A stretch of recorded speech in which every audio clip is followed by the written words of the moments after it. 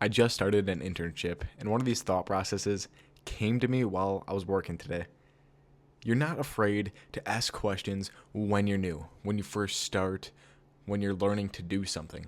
So, why is it when we're doing something for years that we just stop asking questions? We're not willing to ask people what we're doing wrong and all of these other little things that could make us better. Because when you're first starting, you have this rapid pace of growth. You learn new skills, how to operate the POS system, other things like that. There's just such a rapid learn of skills because you're constantly asking questions, growing. What am I doing wrong? What do I need to do better? What are your guys' standards? And simple things like that that you just have to live up to. So I think I'm going to really try to apply this to my life, just constantly asking questions more and more and more.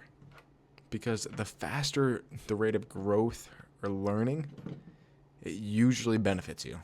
The more you know, it really cannot hurt you. Maybe it can. I have not personally experienced that. But so my new philosophy is just going to be try to ask as many questions as possible. Because when you're first starting, or even if you're in something for a long time, the more questions you ask, the more knowledge you can gain. It also takes me back to a time when I've heard a famous keynote speaker, Drew Bledsoe, talk about Tom Brady and what made him so successful. He said that Tom was a sponge.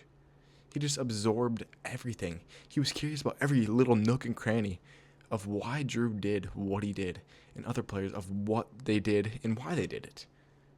The best player in the world for 20 years was the most curious about everything. That's why he became the best.